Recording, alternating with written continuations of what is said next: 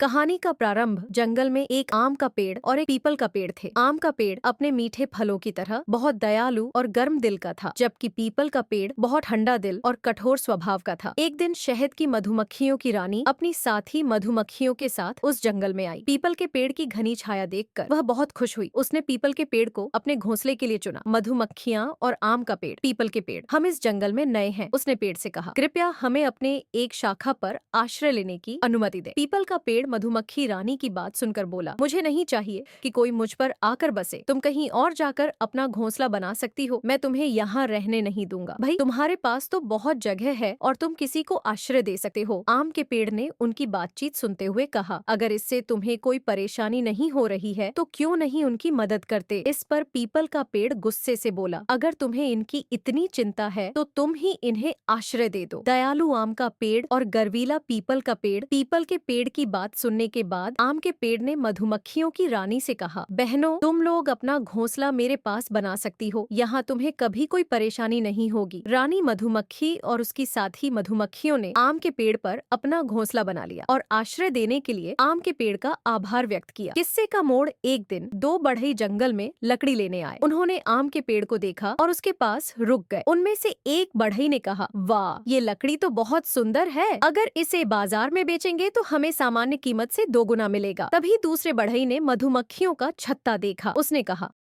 इस पेड़ पर मधुमक्खियों का छत्ता है, अगर हमने इसे काटने की कोशिश की तो मधुमक्खियां हमें नहीं छोड़ेंगी। चलो कोई और पेड़ ढूंढते हैं। पीपल के पेड़ पर संकट। उन्होंने पीपल के पेड़ को देखा और उसकी घनी छाया देखकर उसे काटने का फैसला किया। दोनों बढ़ई ने पीपल के पेड़ को काटना शुरू कर दिया। दर्द के मारे पीपल का पेड़ चिल्लाने लगा। आम के पेड़ ने पीपल के पेड़ की चिल्लाहट सुनी और मधुमक्खियों की रानी से पीपल के पेड़ को बचाने के लिए कहा, हमें पीपल के पेड़ की रक्षा करनी चाहिए, इसे हमारी तुरंत मदद की जरूरत है, चलो कुछ करते हैं। रानी मधुमक्खी ने अन्य मधुमक्खियों से कहा। मधुमक्खियों का हमला, सभी मधुमक्खियां झुंड में पीपल के पेड़ की ओर बढ़ीं और बढ़इयों को डंक मारना शुरू कर दिया। अरे बाप रे, ये मधुमक्खियां कहाँ से आईं? हमने तो इन्हें आम के पेड़ के छत्ते में देखा था, ये यहाँ क्यों आ गईं? पहले बढ़ई ने चिल्लाते हुए कहा, कोई हमें इन मधुमक्खियों से बचाओ, हमारे पास बात करने का समय नहीं है, हमें भागना चाहिए, नहीं तो हमारी जान को खतरा है। दूसरे बढ़ई ने सुझाव दिया। दोनों बढ़ई तेजी से भागे और अपनी जान बचाई। इस तरह पीपल के पेड़ को काटे जाने से बचा लिया गया। पीपल का पेड़ और मधुमक्खियां। पीपल का पेड़ अब अपने बुरे व्यवहार के लिए बहुत शर्मिंदा था। उसने मधुमक्खियों से अपनी गलती के लिए माफी मांगी और उनका धन्यवाद किया कि उन्होंने उसकी जान बचाई। इस पर मधुमक्खियों ने उसे आम के पेड़ का धन्यवाद करने के लिए कहा, जिसने उन्हें पीपल के पेड़ की रक्षा करने के लिए कहा था। यह सुनकर पीपल के पेड़ ने आम के पेड़ से वादा किया कि वह अब कभी किसी के साथ कठोर व्यवहार नहीं करेगा और हमेशा दूसरों के प्रति दयालु रहेगा। कहानी से शिक्षा। इस कहानी से हमें यह सीखने को मिलता है कि हमें कभी किसी चीज पर घमंड नहीं करना चाहिए। हमें हमेशा दूसरों के प्रति दयालु और मददगार होना चाहिए।